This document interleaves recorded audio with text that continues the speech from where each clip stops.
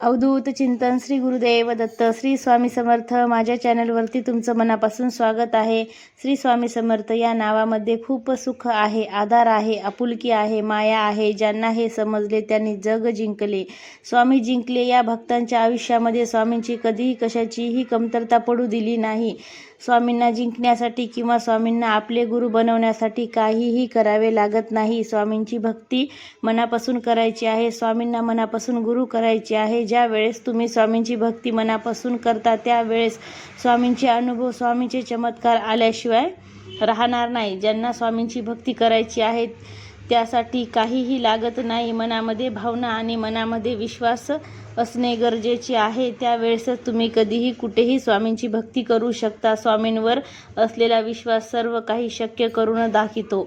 स्वामींची भक्ती करण्यासाठी स्वामींचा फोटो किंवा मूर्ती आपल्या घरामध्ये असावीच असे नाही. तुम्ही तुमच्या घरामध्ये स्वामींचा फोटो, मूर्ती नसताना देखील स्वामींचं नामस्मरण, स्वामींचा जप करू शकता. स्वामी हे तुम्ही भक्ती कशी करता किंवा काय करता कधीच पाहत नाही, तर तुम्ही केलेली भक्ती किती मनापासून, किती श्रद्धेने करता यावरच स्वामी तुमच्यावर प्रसन्न होतात. आजचा हा अनुभव असाच आहे. हा अनुभव एका ताईचा आहे. त्यांनी स्वतःचं नाव सांगण्यास मनाई केलेली आहे. चला तर त्या ताईचा अनुभव त्यांच्या स्वतःच्या शब्दात ऐकूया. नमस्कार. मला माझा अनुभव सांगण्याबद्दल खूप कुतूहल आहे आणि मला आलेला स्वामींचा अनुभव तुमच्या सर्वांबरोबर शेअर करत आहे. यातून आशा करते तुम्हाला देखील काहीतरी नक्की शिकायला भेटेल. त्याचबरोबर तुमच्या देखील स्वामींचा वरचा विश्वास अधिकच दृढ होईल. स्वामींची भक्ती कधीही केली नाही. मला स्वामी हे कोण आहेत कधीही माहीत नव्हते किंवा ते कसे दिसतात हेही मला कधी माहीत नव्हते. मी माझ्या आयुष्यामध्ये स्वामी हे पाहिले देखील नव्हते. परंतु ज्या वेळेस माझं लग्न झालं आणि लग्न झाल्यानंतर मी माझ्या सासरी आले, तेथील परिस्थिती अशी होती की माझ्या मिस्टरांचा स्वभाव हा खूप कडक होता. सासू सासऱ्यांचा सुद्धा स्वभाव खूप कडक होता. माझ्या घरामध्ये मला किंमत नव्हती. एखाद्याला एखादी गोष्ट हवी आहे ती वस्तू तेथे नेऊन ठेवावी लागत होती. कधी चुकूनही एखादी वस्तू नेऊन देण्यास उशीर झाला की ते खूप माझ्यावर रागवायचे, मला खूप ऐकवायचे. दिवस माझा किचनमध्ये जात होता, कामामध्ये जात होता. दिवसभर कष्ट करून देखील घरामध्ये व्यक्ती आपुलकीने देखील विचारत नव्हते. लग्न झाल्यापासून कधीही माझ्या घरातल्या व्यक्तींना प्रेमाने मला एक शब्दसुद्धा बोलला नव्हता. तसे आपल्या घरामधले लोक कधी देवघरामध्ये देव आहेत त्या देवाची भक्ती तर करतातच. माझं लग्न झाल्यापासून माझ्या पतीच्या मनामध्ये माझ्याविषयी कोणतीही भाव आहे की नाही ते देखील मला माहीत नव्हते. कधी समजलेही नव्हते. माझ्याशी ते प्रेमाने कधी देखील बोलले सुद्धा नव्हते. एक शब्दसुद्धा बोलले नव्हते. महत्त्वाचं शब्द आहे तेच मला तेवढंच त्यांनी बोलायचे. कधी आपुलकीने माझी चौकशीसुद्धा केली नाही.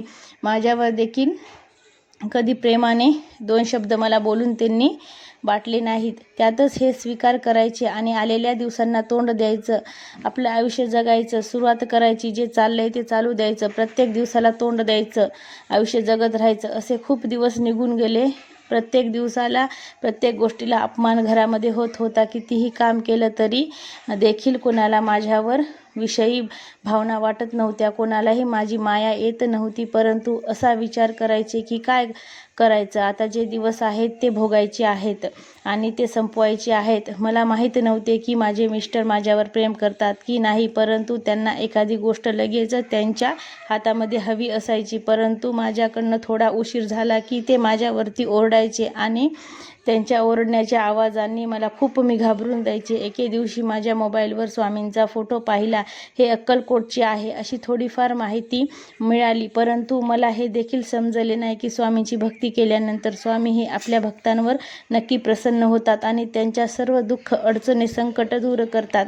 त्यामुळे मला मनामध्ये माझ्या एक नवीन भावना निर्माण झाली. मला देखील वाटले की आपण सुद्धा स्वामींची भक्ती करावी, जेणेकरून माझ्यावरील थोडेसे दुःख कमी होतील. त्यानंतर स्वामींची सेवा कशी करायची मला हे काहीच माहीत नव्हते. परंतु स्वामींचा मंत्र हा श्री स्वामी समर्थ हा मंत्र मला माहीत होता. त्यानंतर मला समजले की स्वामींच्या तारक मंत्राने देखील घरामध्ये खूप फरक पडतो. त्यामुळे मी तारक मंत्र ऐकायला सुरुवात केली. त्यानंतर मला देखील समजले की तारक मंत्राच्या पाण्याने चमत्कार हा खरोखरच होते का. यामुळे मी ठरवलं की तारक मंत्राच्या पाण्याने चमत्कार होतो की नाही हे आपण नक्कीच पाहायचं. आणि त्यावेळेस घरामध्ये लोकांना स्वामी हे पसंत नव्हते. एके दिवशी मी सासूबाईजवळ नाव काढलं. माझ्यावरती त्या ओरडल्या आणि म्हणाल्या, भक्ती करणं एवढं सोपं नाही. घरातले सर्वजण मांसाहार करणारे आहेत आणि स्वामी हे खूप कडक देव आहेत. त्यामुळे त्यांची भक्ती आपल्या घरामध्ये करणं शक्य नाही. त्यांच्यासमोर स्वामींचं नाव काढलं की ते खूप चिडायचे. मनामध्ये एक स्वामीचं वेडं लागलं होतं की माझ्या स्वामींचा तारक मंत्र पाठ केला. मी ठरवलं तारक मंत्राचं पाणी बनवून आपल्या पतीला प्यायला द्यायचं. पण ते कसं द्यायचं ते शक्य नाही.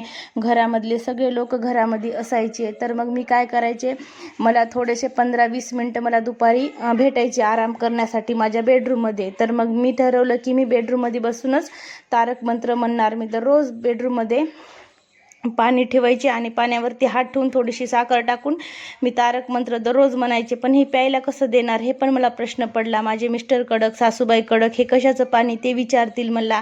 तर मग मी बेडरूममध्येच ते दुपारी पाण्याला तारक मंत्र म्हणायची, त्या पाण्यावरती हात ठेवून, आणि ते माझ्या बेडरूममध्ये ठेवायची. मिस्टर झोपायला आले की ते झोपताना ते पाणी प्यायचे.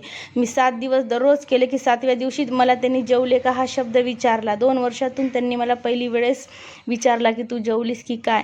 तर मला ह्याचा खूप आनंद झाला. त्यामुळे मी दररोज ठरवलं की मी दररोज पाणी द्यायला सुरुवात केलं आणि माझा संसार हा सुखासमाधानी चालू आहे. आता मला कशाचीच असं मला दुःख वगैरे काहीही नाही. मला हे खूप अनुभव आलेला आहे. या तारक मंत्राचा खरोखरच खूप चमत्कार आहे. आता माझ्या घरातले सगळे माणसं मला एवढं चांगलं बोलतात. आणि हे सगळं झालं तर हे सगळं स्वामी समर्थ महाराजांमुळेच हे सगळं शक्य झालेलं आहे. म्हणून हे मी अनुभव शेअर केलेला आहे. श्री स्वामी समर्थ. जय जय स्वामी समर्थ. तारक मंत्रामध्ये खूप सारी शक्ती आहे. म्हणून तुम्ही दररोज हे तारक मंत्रचं हे तीर्थ, हे पाण्याचे जे तीर्थ म्हणून आपण दररोज आपल्या मुलांना प्यायला द्यायचं, आपल्या पतींना प्यायला द्यायचं. या ताईचा अनुभव आहे, त्यांच्या तोंडून तुम्ही ऐकलेला आहे. श्री स्वामी समर्थ.